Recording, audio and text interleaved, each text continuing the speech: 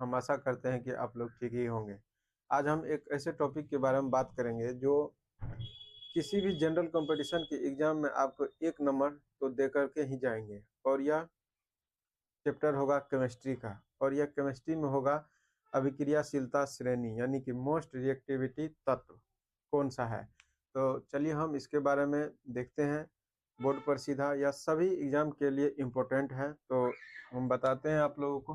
देखिए यहाँ पर दिया गया है कि अभिक्रियाशीलता श्रेणी, यह क्या है? एक अभिक्रियाशीलता श्रेणी है कि कौन सा तत्व किससे ज्यादा अभिक्रियाशील है।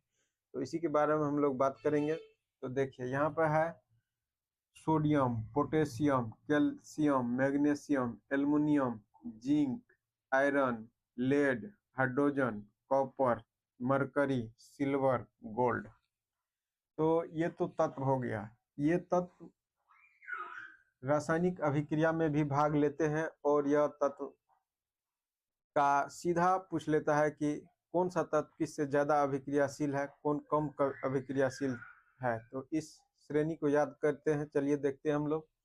इसको याद करने की ट्रिक हम लोग एक लाइन में हम लोग बोलते हैं KNaCAMgAlZnFePBHCuHgAgAu। तो देखिए यहाँ पे इस तो ये तो हो गया इसको पढ़ने का तरीका। कैसे हम लोग पढ़ेंगे इसको? तो यह पढ़ने का तरीका हो गया KNaCAMgAlZnFePBHCuHgAgAu। तो पोटेशियम, अब देखिए यहाँ पर हम एक नंबर लिखे हैं, तो ये नंबर क्या है? ये नंबर है परमाणु संख्या। क्या है? परमाणु संख्या। परमाणु संख्या, यह नंबर है परमाणु संख्या। तो पोटेशियम के 19, परमाणु संख्या 19, सोडियम Na 11, कैल्शियम Ca 20। इसी तरह से हम लोग याद करेंगे। Magnesium Mg 12, aluminium Al 13, zinc Zn जस्ता 30, आयरन लोहा Fe 26, लेड सीसा PbH 82, hydrogen H1, copper Cu या जिसको हम तांबा भी बोलते हैं 29, मरकरी जिसको हम पारद बोलते हैं, इसका संकेत Hg होता है, परमाणु संख्या 80, सिल्वर Ag चांदी 47 होता है, गोल्ड सोना 79 होता है। तो ये तो रहा इसका परमाणु संख्या। तो परमाणु संख्या भी आप लोग याद कीजिए, कभी कभी डायरेक्ट एग्जाम में परमाणु संख्या ही पूछ देते हैं, इसीलिए इसको याद कीजिए, यह बहुत ही अच्छा है। तो अब देखते हैं कौन सा तत्व ज्यादा अभिक्रियाशील है और कौन सा तत्व कम अभिक्रियाशील है। तो देखिए हम जैसे ही नीचे से ऊपर की ओर जाएंगे, जैसे ही हम नीचे से ऊपर की ओर जाएंगे, इसका अभिक्रियाशीलता बढ़ेगा, इसका बढ़ेगा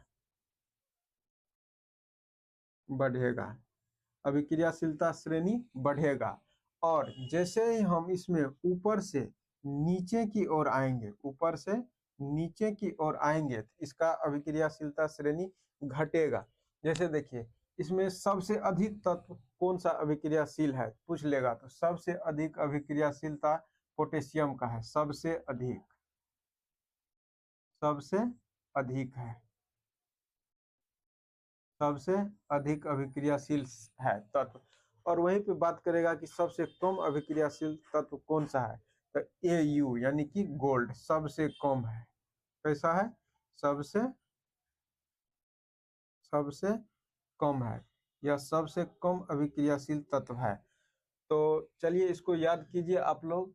इसको हम पढ़ने की एक ट्रिक फिर बताते हैं, एक बार इसको पढ़िए KNaCAMgAlZnFePBHCuHgAgAu। इसी तरह से आप लोग याद कीजिए, यह सभी एग्जाम में रहेगा, जनरल कंपटीशन में लेकर यहाँ तक कि 10th क्लास में भी यह पूछा जाता है अभिक्रियाशीलता श्रेणी ऑब्जेक्टिव के तौर पर। तो आप लोग याद कीजिए। चलिए धन्यवाद, यहीं तक रखते हैं हम, फिर नेक्स्ट वीडियो में मिलते हैं। अगर आपको हमारा कंटेंट अच्छा लगता है तो हमारे पेज को फॉलो कीजिए।